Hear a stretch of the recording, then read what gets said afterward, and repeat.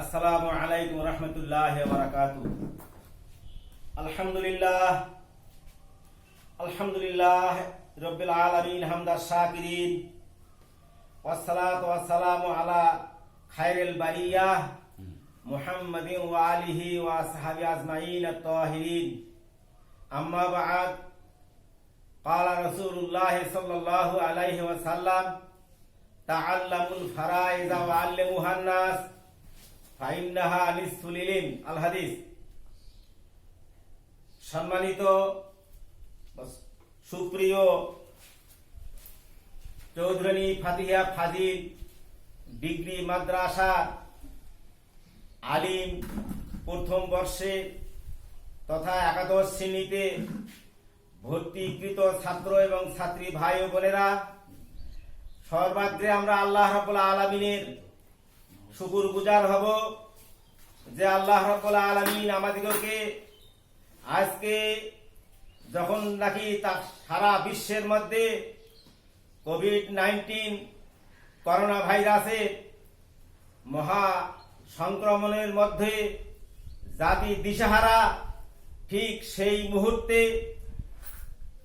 যখন পাঠদান কার্যক্রম ছাত্রদের মাঝে যখন বন্ধ ছিল, ঠিক সেই মুহূর্তে বাংলাদেশ সরকার বাহাদুর শেখ হাসিনা তথা মাদ্রাসা শিক্ষা বোর্ডের চেয়ারম্যান কর্তৃক আমরা আদিষ্ট হয়ে আজ অনলাইনের মাধ্যমে আমরা এই পাঠদান কার্যক্রম যে চালাতে পেরেছি, এজন্য আমরা মহান আল্লাহ রাব্বুল আলামিনের দরবারে শুকরগুজার হচ্ছি।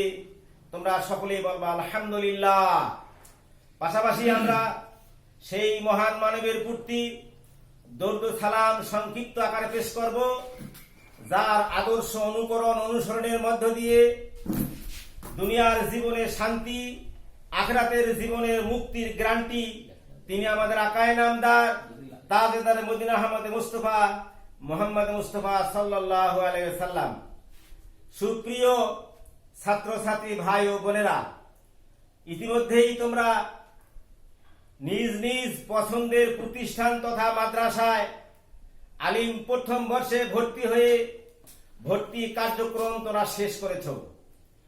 নতুন বৎসরের তথা নতুন শ্রেণীতে ভর্তি কার্যক্রমের পাশাপাশি নতুন উদ্যমে তোমাদের এই লেখাপড়া করার কথা ছিল। এতে বসিয়া শ্রেণীকক্ষে বসিয়া শিক্ষক মণ্ডলীর সামনে বসিয়া তোমাদের শিক্ষা গ্রহণ করার কথা ছিল, কিন্তু বর্তমান এই কোভিড-19 করোনা ভাইরাসের সংক্রমণের কারণে সেটা সম্ভব না হওয়ায় তোমরা সেই উদ্যম যথাযথভাবে পালন করতে না পারায় আমরা দুঃখিত।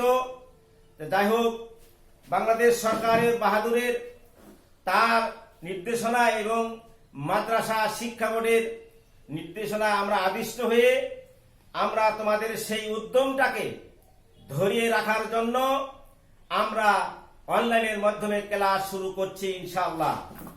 আমরা এই ব্যাপারে মহান আল্লাহ রাব্বুল আলামিনের শুকরগুজার হব যে আল্লাহ রাব্বুল আলামিন যেন অতি সত্য অতি দ্রুতভাবে আমাদের উপর থেকে এই মহা দানব এই করোনা ভাইরাসকে দূরীভূত করে দিয়ে আমাদের সবাইকে, তোমার সব শিক্ষার্থীদেরকে শ্রেণীকক্ষে শিক্ষক মণ্ডলীর সামনে বসে পাঠদান শিক্ষা গ্রহণ করার জন্য আল্লাহ পাক তৌফিক দেখ। তোমরা সবাই বাবা আল্লাহুম্মা আমিন। সম্মানিত সুপ্রিয় ছাত্রছাত্রী ভাই ও বোনেরা, আমি একটা কথা বলবো, যদিও নাকি এখন ক্লাস কার্যক্রম তোমরা শ্রেণীকক্ষের মাধ্যমে করতে পারতেছো না, কিন্তু কথায় যেমন আছে ফার্স্ট ইয়ার ডন্ট কেয়ার, তেমনি ভাবে তোমরা হেলায় খেলায় তোমাদের এই মহামূল্যবান জীবনের এই সময়টাকে নষ্ট না করে অনলাইনের মাধ্যমে যে ক্লাসগুলো পাঠানো হচ্ছে বা প্রেরণ করা হচ্ছে, তোমরা অবশ্যই এই ইন্টারনেটের মাধ্যমে তোমরা এই পাঠ কার্যক্রমগুলো তোমরা অবশ্যই দেখবে এবং সেখান থেকে হৃদয়ঙ্গম করার চেষ্টা করবে। তাই আসুন আমি আজকে আমার পরিচিতি সম্পর্কে আমি তোমাদেরকে বলছি। আমি AZM রুহুল কুদ্দুস, উপাধ্যক্ষ চৌধুরী ফাতিয়া ফাজিল ডিগ্রি মাদ্রাসা, পীরগাছা, রংপুর। আমি আজকে তোমাদের সামনে যে বিষয় পাঠদান করব সেটা হচ্ছে ফিকহ দ্বিতীয় পত্র ইলমুল ফারাইজ। তোমরা জানি রাখবা যে ফিকহ দ্বিতীয় পত্র 100 নম্বরের মধ্যে পরীক্ষা হবে। দুইটি কিতাব এখানে তোমাদের পড়ানো হবে। একটি কিতাবের নাম নুরুল আনোয়ার, তাহা পরীক্ষা হবে 60 নম্বরের মধ্যে। আর একটি কিতাব, অন্য একটি কিতাব যার নাম ইলমুল ফারাইজ। সুপ্রিয় পাঠক, সুপ্রিয় ছাত্রছাত্রী ভাই বোনেরা, তোমরা হয়তো মনে করবে যে লাইব্রেরি থেকে বই ক্রয় করেছি অথবা মাদ্রাসা লাইব্রেরি থেকে বই গ্রহণ করেছি। লাইব্রেরিয়ান স্যার তো আমাদেরকে ফিকহ দ্বিতীয় পত্রে ইলমুল ফারাইজ নামক তো কোনো বই আমাদেরকে দেওয়া হয়নি, আমরা পাইনি, আমাদের সংগ্রহে নাই। তা কেমন কথা? তো আমি বলবো আজকে এই হোয়াইট বোর্ডের মাধ্যমে উপরে ডান পাশে আমি লিখেছি ফিকহ দ্বিতীয় পত্র ইলমুল ফারাইজ, ব্র্যাকেটে দিয়েছি সেরাজি। অবশ্যই তোমরা লক্ষ্য করছো এই সেরাজি নামটা, এইটা আমরা যদি বিশ্লেষণ করি তাহলেই কিন্তু ইলমুল ফারাইজ, তোমাদের এই মূল বইয়ের তোমার পাঠ্য তালিকার যে বইয়ের নাম দেওয়া হয়েছে ইলমুল ফারাইজ, সেই জিনিসটা তোমরা জানতে পারবা। সুপ্রিয় ছাত্রছাত্রী ভাই ও বোনেরা, আজকে আমরা যেহেতু আজকে তোমাদেরকে নিয়ে আমি উদ্বোধনী ক্লাস, ইলমুল ফারাইজের উদ্বোধনী ক্লাস শুরু করছি, তাই সর্বপ্রথম আল্লাহ পাকের শুকরগুজার হব। আমরা একটু দোয়া করে নেব, রব্বি ইয়াসসির ওয়ালা তুআসসির ওয়া তাম্মিম আলাইনা বিল খাইর, রব্বি জিদনি ইলমা, রব্বি জিদনি ইলমা, রব্বি জিদনি ইলমা, রব্বি ইয়াসসির ওয়ালা তুআসসির ওয়া তাম্মিম আলাইনা বিল খাইর। সম্মানিত সুপ্রিয় ছাত্রছাত্রী ভাই বোনেরা, এখন আমরা আলোচনা যাব ইনশাআল্লাহ। আমি বলতে চাচ্ছিলাম যে এই ইলমুল ফারাইজ, তোমরা লক্ষ্য করো ইলমুল ফারাইজের নাম দেওয়া আছে সেরাজি। আমরা এই ইলমুল ফারাইজ নামক গ্রন্থের এই কিতাবটা লেখকের নাম যদি আমরা জানি তাহলেই কিন্তু আমরা ইলমুল ফারাইজ এই অন্তর্নিহিত যে প্রশ্নটা ইলমুল ফারাইজ বইটার নাম আমরা পেয়ে যাব। তোমরা লক্ষ্য করবা হোয়াইট বোর্ডের এখানে লেখা আছে এই ইলমুল ফারাইজ বইখানা কিতাবখানার সেই লেখকের নাম আমি এখানে রেখেছি সিরাজউদ্দিন আল মিল্লাত আবু তাহের মোহাম্মদ ইবনে আব্দুর রশিদ সাদাবান্দি। সুপ্রিয় ছাত্রছাত্রী ভাই বোনেরা, এটা হচ্ছে তার আসল নাম সিরাজউদ্দিন আল মিল্লাত। এটা হচ্ছে তার হলো উপাধি, নাসল আবু তাহের হচ্ছে উপনাম, কুনিয়াত উপনাম, মোহাম্মদ হচ্ছে আসল নাম, আব্দুর রশিদ তার পিতার নাম, সাজাওয়ান্দি ওনাকে বলা হয়। আমি এখানে একটা তোমাদেরকে জানিয়ে রাখবো, এই সাজাওয়ান কোথায় অবস্থিত? কাবুল শহরে, সুদূর সেই কাবুলে এখানে পাশে সাজাওয়ান নামক একটা পাহাড়, যে পাহাড়ের মধ্যে অনেক কুকুর বসবাস করত। এই সাজাওয়ান পাহাড়ের পাশে এই লেখকের পিতা আব্দুর রশিদ সেখানে বসবাস করতেন। সেই দৃষ্টিকোণ থাকিয়া তার এই লেখকের সিরাজউদ্দিন সাহেবের তার বাবার জন্মস্থানের দিক থেকে তাকে সাজাওয়ান্দিও কিন্তু বলা হয়। তোমরা এখানে লক্ষ্য করবা। তাই আসো আমরা যে বইয়ের হচ্ছে পাঠ্যসূচির মধ্যে যে বই দেখা আছে ইলমুল ফারাইজ, কিন্তু বইয়ের নাম হলো সিরাজি। তোমরা লক্ষ্য করবা আমার হাতের মধ্যে আমি মূল বইখানা যেটা দেখতেছো তোমরা, নাম দেওয়া আছে সিরাজি দেওয়া আছে নাম, আসলে ইলমুল ফারাইজ ব্র্যাকেটে দেওয়া আছে ফারাইজ, সিরাজি।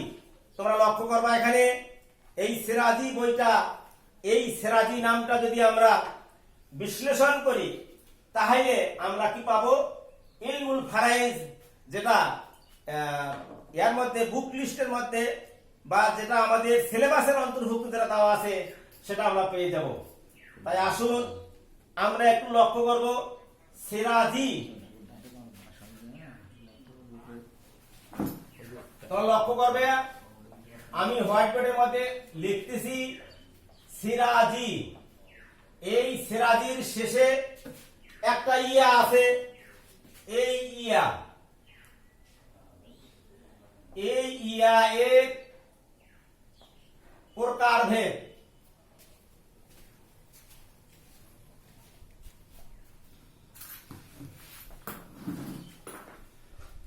সুপ্রিয় ছাত্রছাত্রী ভাই ও বোনেরা, তোমরা হোয়াইট বোর্ডের দিকে লক্ষ্য করো, আমি লিখতেছি ইয়া সাধারণ এর প্রকারভেদটা যদি আমরা জানি নাই তাহলে অবশ্যই আমাদের বুঝতে সুবিধা হবে। ইয়া সাধারণত দুই প্রকার,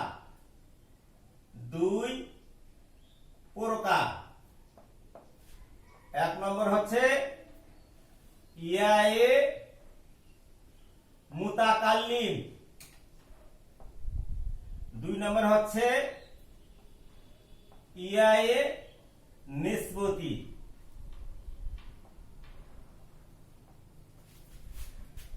সুপ্রিয় পাঠক, সুপ্রিয় ছাত্রছাত্রী ভাই বোনেরা, অবশ্যই তোমরা এই হোয়াইট বোর্ডের মধ্যে লক্ষ্য করবা সিরাজি নামে শেষে যে ইয়া আছে, এই ইয়াটার যদি আমরা প্রকারভেদ যদি আমরা জানি তাহলে অবশ্যই ইলমুল ফারাইজ মূল পাঠ্যসূচিতে বা সিলেবাসে যে ইলমুল ফারাইজ নাম দেওয়া আছে সেটা আমরা খুঁজে পাবো।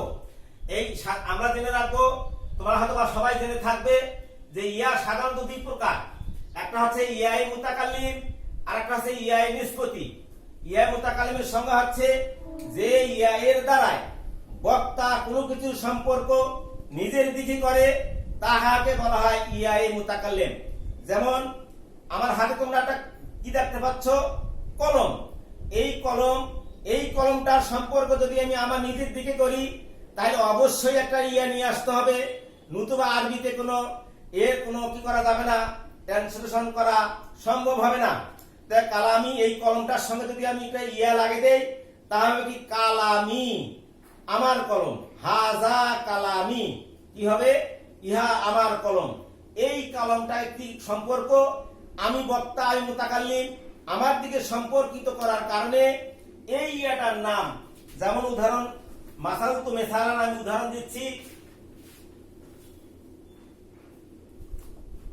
হাজা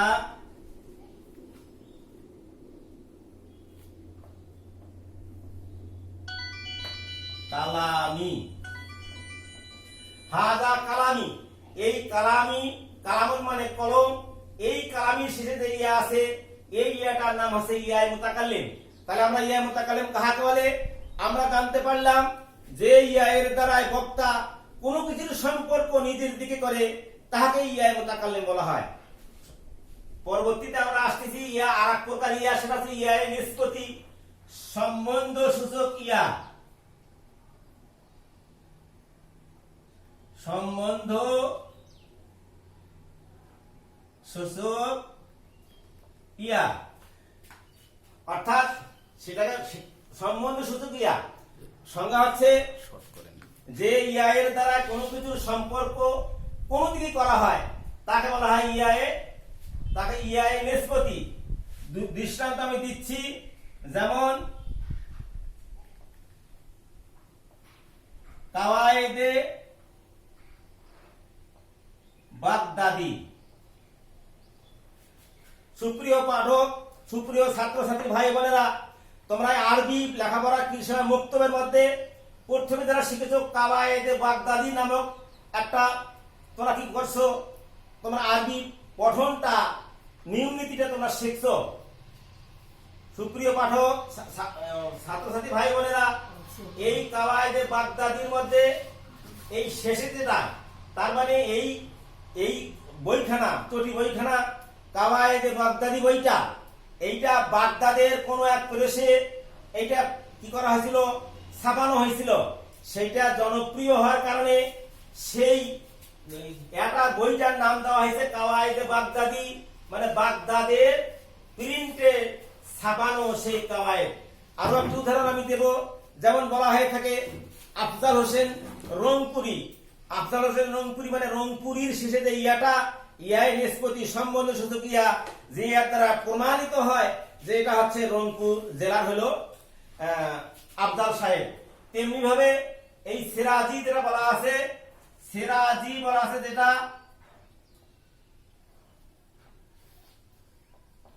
সিরাজির শেষে যে ইয়াটা এটা হলো ইয়াই নিষ্পত্তি সম্বন্ধ সূচক ইয়া। আমরা যদি লেখকের নামের দিকে যাই, তার নাম ছিল সিরাজউদ্দিন আল মিল্লাত। সিরাজউদ্দিন আল মিল্লাত, যে তিনি হচ্ছেন এক মিল্লাত ধর্মের এবং কি ছিলেন, তিনি ল্যাম্প এবং বাতি ছিলেন। উপনাম ছিল আবু তাহের, আসল নাম ছিল মোহাম্মদ আব্দুর রশিদ ছিল তার হচ্ছে তার বাবার নাম। সম্মানিত সুপ্রিয় ছাত্রছাত্রী ভাই বোনেরা, এই সিরাজি বইখানা লেখকের দিকে সম্পর্কিত করিয়া বইখানার নাম দেওয়া হয়েছে সিরাজি।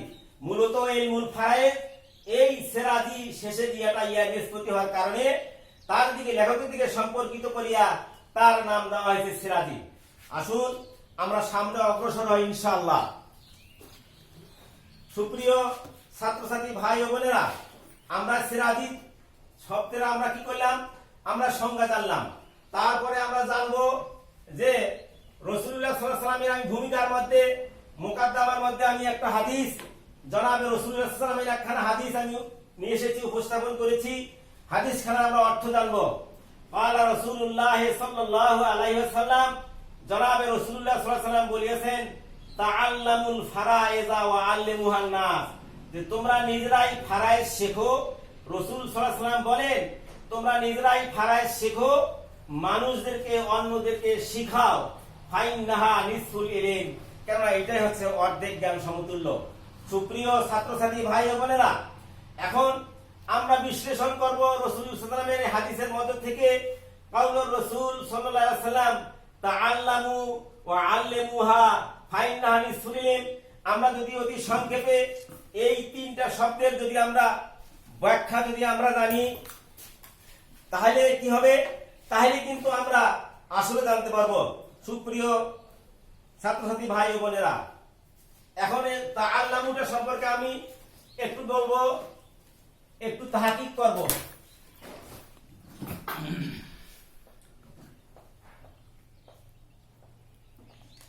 তাআল্লামু এইটার তাহকিক জানতে পারলে,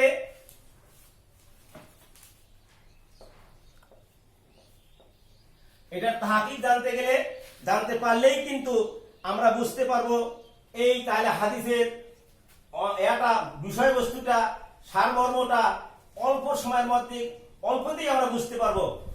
এই এটার তাহকিকটা আমি নিয়ে আসছি।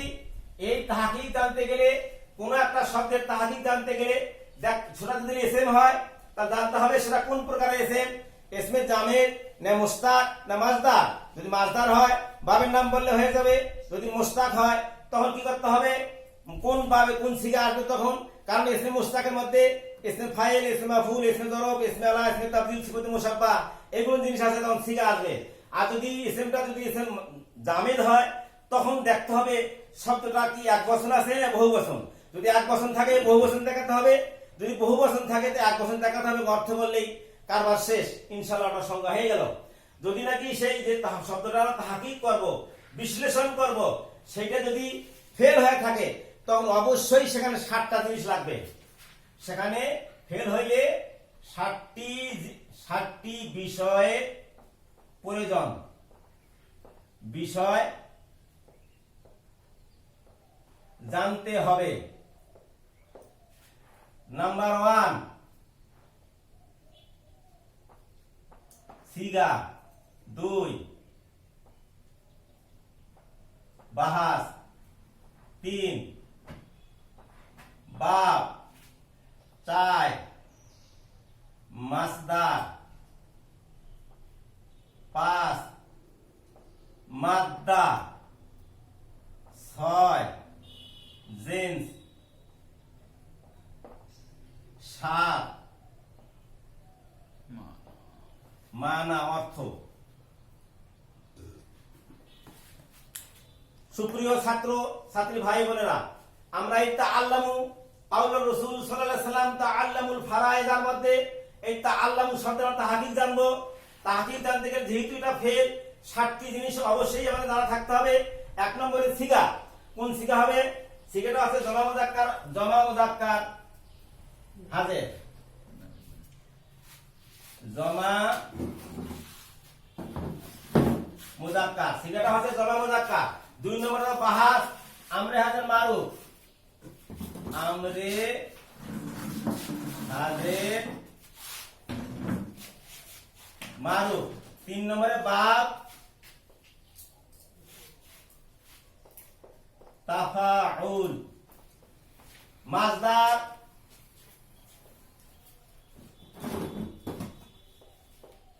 তাআল্লুমুন, মাদ্দা, আইন, লাম, মিম, জেন্স,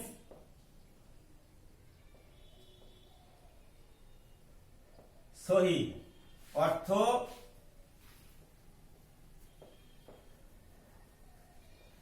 তোমরা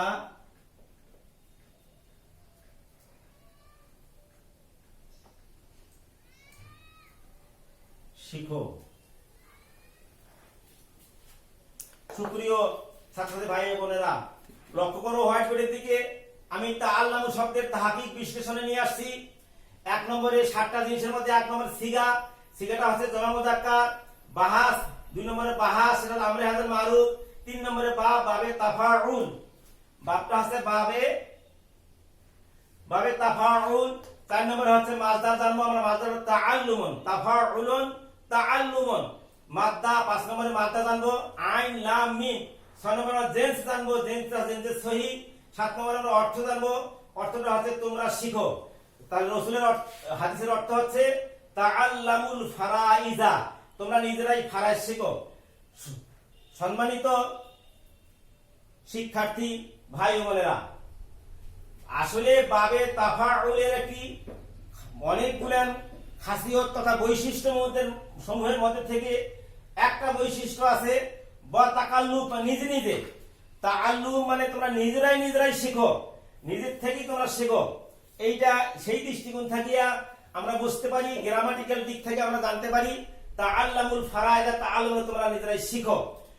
সুপ্রিয় ছাত্রছাত্রী ভাই বোনেরা, এর পরবর্তীতে আমরা আলোচনা নিয়ে আসবো আল্লেমুহার তাহকিক জানবো। সেখানেও কিন্তু আল্লেমুহা যেহেতু এটাও ফেল, এখানেও 60টি জিনিস অবশ্যই লাগবে।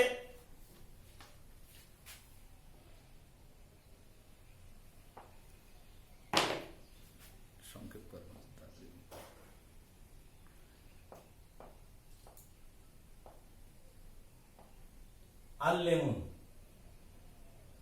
হাত আলেমু। তো হোয়াইট বোর্ডে লক্ষ্য করবা, আল্লেমু এটাও ফেল, যেহেতু এটারও 60টা জিনিস লাগবে। 1 নম্বরে সিগা, সিগা হলো জমা মুযাক্কার। বাহাস, আমরে হাজির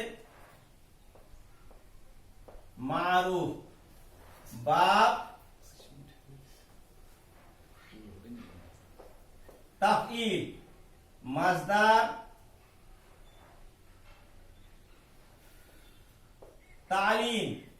মাদ্দা, আইন, লাম, মিম, জেন্স, সহি, অর্থ শিখাও।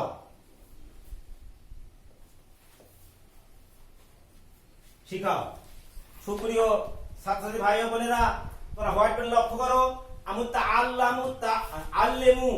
আল্লেমুহার মধ্যে পুরো জমির আল্লেমু শব্দের তাহকিক নিয়ে এসেছি।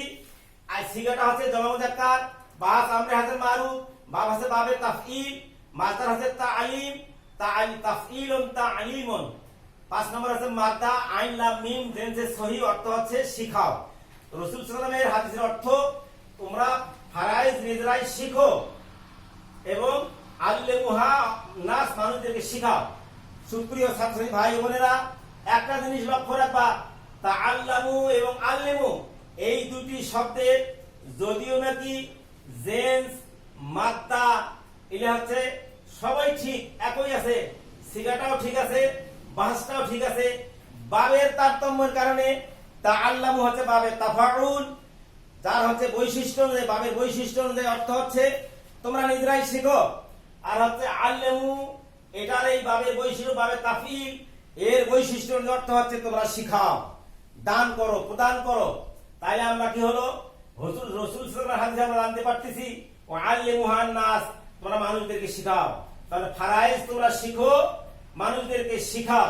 ফাইন্নাহা নিসফুল ইলম, সুপ্রিয় ছাত্রছাত্রী ভাই বোনেরা, ফাইন্নাহা নিসফুল ইলম, আমি এই সম্পর্কে একটু বলবো, একটু বলেই শেষ করব।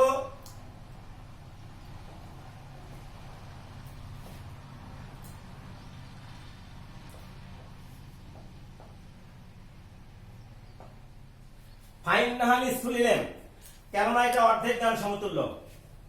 সুপ্রিয় ছাত্রছাত্রী ভাই বোনেরা, তোমরা হয়তো আটকে উঠবে যে সামান্য একটি চটি বই, যেটা আমি তোমাকে দেখাইছি, ছোট্ট একটা চটি বই, এইটাকে আল্লাহ রসুল কিভাবে অর্ধেক জ্ঞান সমতুল্য বললেন, অথচ অনেক কোরআন হাদিস, ফিকহ কিতাব এবং বালাগাত মানতিক, আকায়েদ আর বহুল পরিচিত বহু বই থাকা সত্ত্বেও রসুল সাল্লাল্লাহু আলাইহি ওয়াসাল্লাম কিভাবে ইলমুল ফারাজটাকে ফাইন্নাহা নিসফুল ইলম বললেন, এটার অনেক ব্যাখ্যা, অনেক হাদিস বিশারদগণ, মুহাদ্দিসিনে ইকরাম এর অনেক ব্যাখ্যা বিশ্লেষণ প্রদান করেছেন।